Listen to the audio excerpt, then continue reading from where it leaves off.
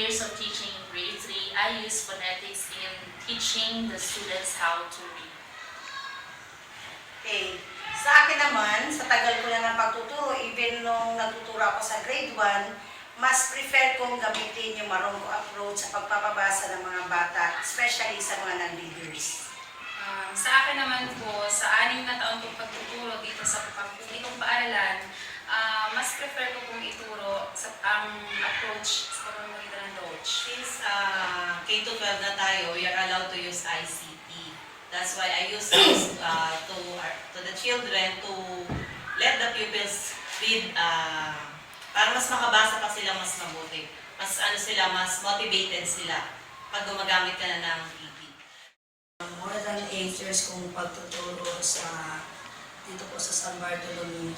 Yung ginagamit ko pong materials para sa pagtuturo sa bata ay yung chart, flashcards. Yung chart po ay nakatatsapyan po yun para po matutunan ng bata kung paano ang tamang pagbasa at matuto po silang magbasa.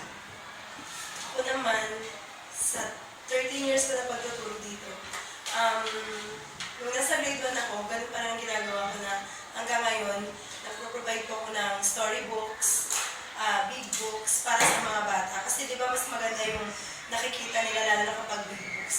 Talagang